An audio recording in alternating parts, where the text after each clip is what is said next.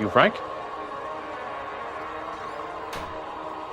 Frank, you didn't really tell me exactly what you were looking for when you called, so I bought you kind of a gun poo-poo platter.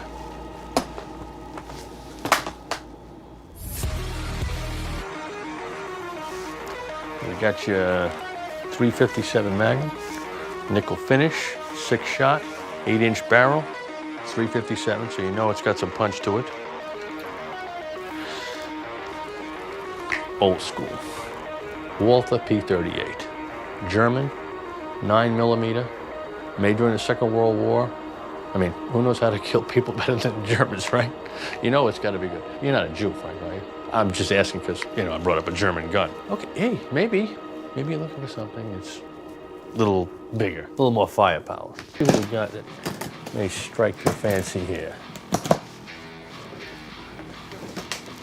Is that a honey or what? 95K, 95K.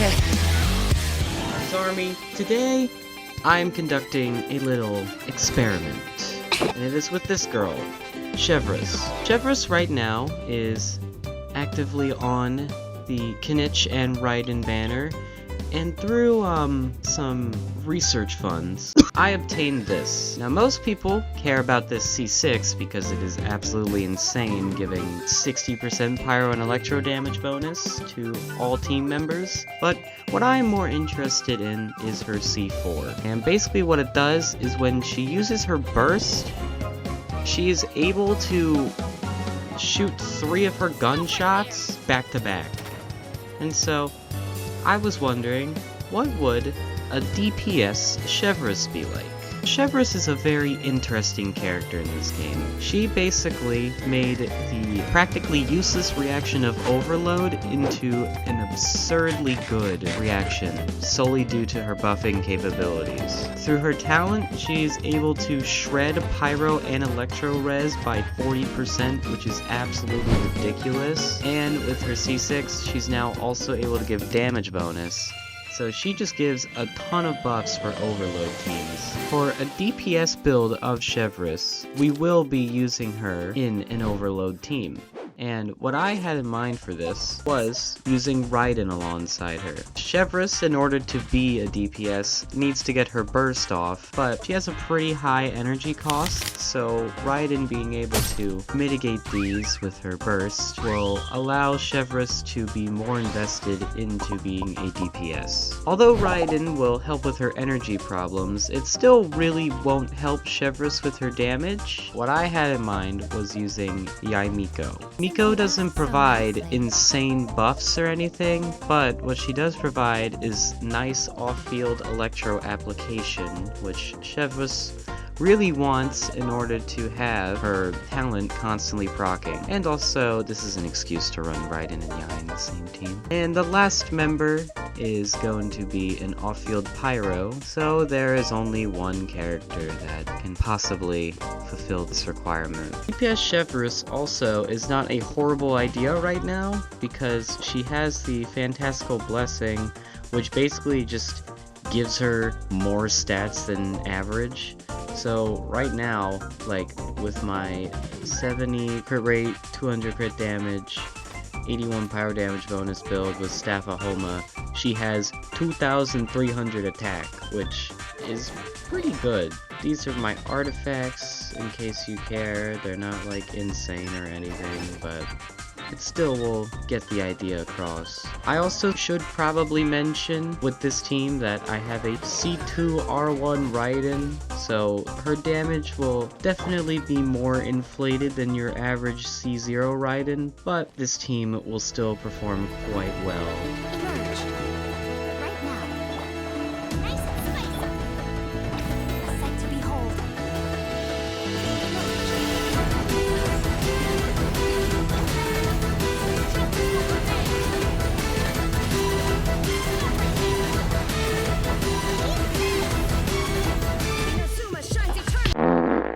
Raiden's burst crit there, this thing definitely would have been dead. So let's take it to the Abyss. Do Raiden into Yai Miko, into Globa, into burst. Then the Chevreuse.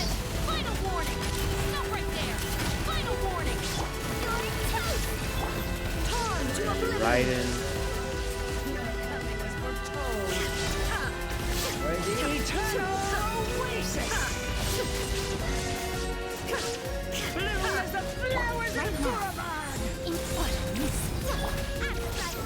A sight to behold. Right here, right now, right here. 95k, 95k. And then Raiden, 200k.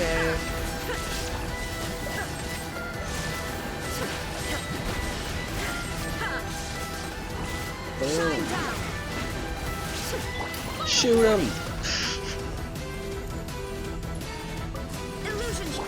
Right now, right here. We don't have Yaimiko first, so we'll just immediately go into Chevreuse. Now you shall perish.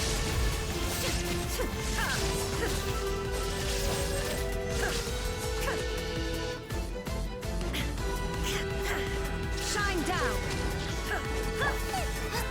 Nice and spicy. Emerge right now. Emerge. I'm always watching. Nico. Right now. Right here. Right now. Hands right and seal. Final warning. Stop right there. See, like on a team like this, I genuinely think Chevreuse, like making her do damage is actually good because it means we can save Raiden first. Shine down. Inazuma shines eternal.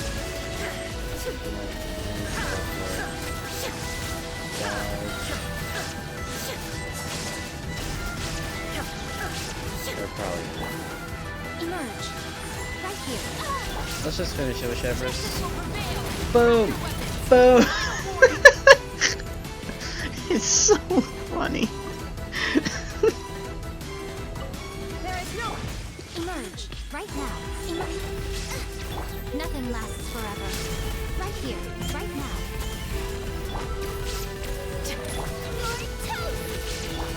Now you shall perish.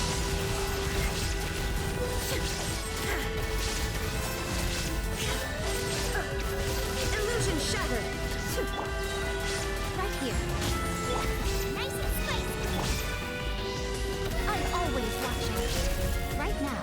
Right here. Right now. Chevreuse? I'm just gonna ride in all just for the energy. Oh my god.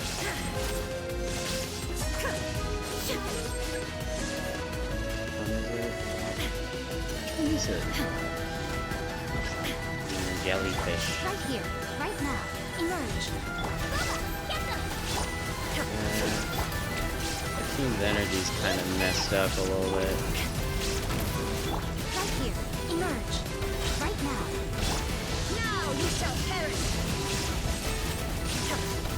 Oh! See, Chevreuse's clutch healing came in, Right here. saved the day.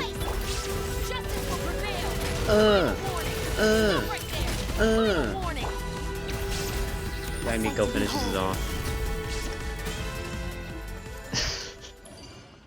If I did it a little bit better, it would have shown the benefits of Chevreuse more for being a DPS, but you saw, I mean, like, she was doing probably, like, 200k for the team overall. What, like, that's pretty good. It's essentially like a very quick second right and ult, which I would not complain about. So, yeah, I think DPS Chevreuse is a consideration for abysses like this, where there are many waves, and sometimes you want to just save that Raiden nuke for a bit later. But you know how I work on this channel. There's one last thing we have to do. Oh my god, I had her on Deepwood Memories the whole time. Plan behind this team is that we have Farina and Bennett and Kazuha, who provide a ton of buffs. We've got Pyro Res Shred from Kazuha, got Bennett with the huge attack buff, and Farina with a huge elemental damage bonus buff, which also Kazuha provides. Also, Farina will have a ton of Hydro application to where maybe Chevreuse can get multiple Vaporizes off. And yeah, that's the idea.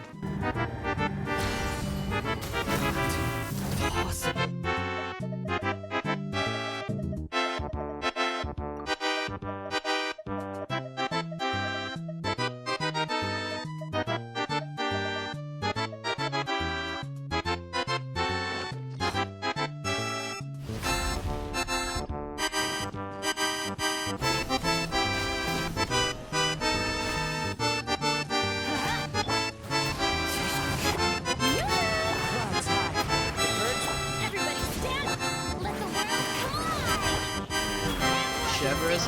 Oh my god!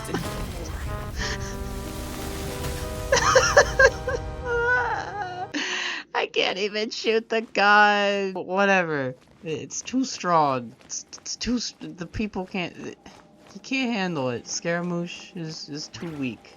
There's nothing I can do. Now, although DPSing Chevreuse is very fun, she can do much greater things as a support. I'm gonna replace Yaimiko with my C6 Kujo Sara, and let's just say she's gonna do a bit more damage now. There is no escape.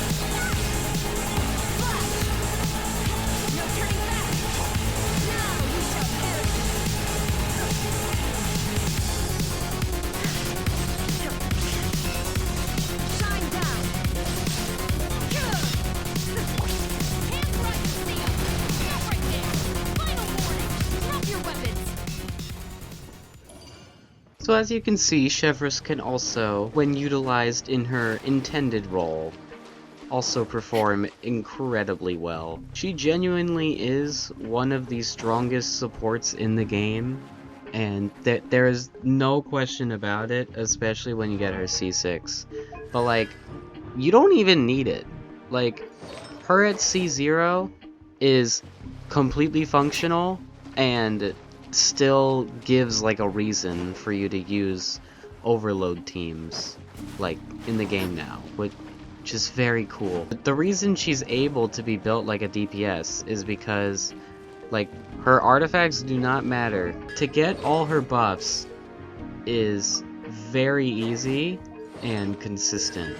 She literally just has to exist to give Pyro and Electro Res Shred, and then you literally just have to use her skill to get 60% Pyro damage bonus. She's just very flexible and easy to work with, and I think, you know, you really should consider, even if you don't want Kenichi or Raiden, you should go for this character. Like, it will be a game changer. Another big thing about Chevreuse is that this character, she's kind of niche. You might have heard of her before. She normally is tied to Bennett, which is completely fine because she can like snapshot and like her, like she doesn't really have to worry about circle impact stuff.